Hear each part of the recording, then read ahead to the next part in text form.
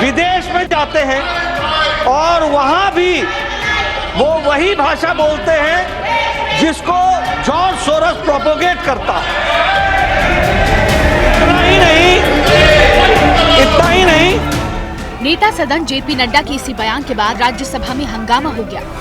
जो कुछ publications George Soros के फंडिंग प्रोसेस से, जो फोरम्स और जो फाउंडेशन प्रोपोगेट करते हैं, उसको यहाँ पर कांग्रेस का वरिष्ठतम नेता उनको उठाता है और देश को डिस्टेबलाइज करने में अपना योगदान करता है। और इसी बात को ध्यान में रखते हुए यह हम लोग चाहते हैं कि इस पर चर्चा हो। बीजेपी ने सोनिया गांधी के तार जॉर्ज सोरोस से जोड़ते हुए दावा किया है कि सोनिया गांधी FDL-AP नाम के एक संगठन की सह अध्यक्ष है।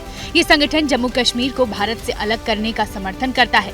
संगठन को जॉर्ज सोरोस फाउंडेशन की ओर से फंडिंग होती है।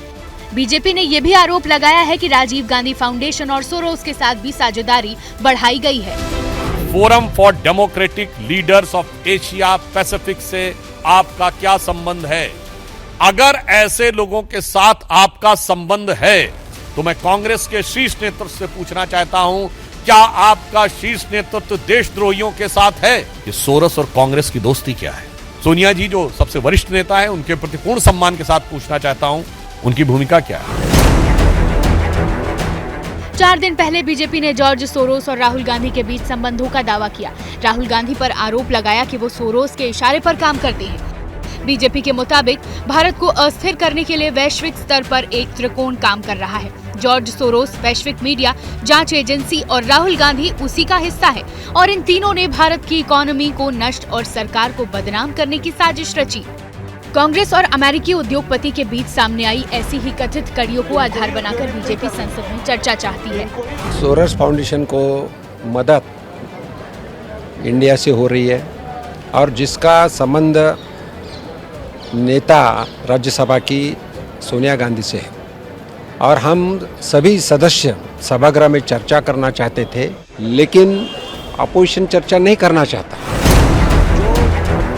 लेकिन बीजेपी और केंद्र सरकार के आरोपों को गलत बताते हुए कांग्रेस कह रही है कि सोरोस का मामला अदानी के मुद्दे से ध्यान भटकाने के लिए है।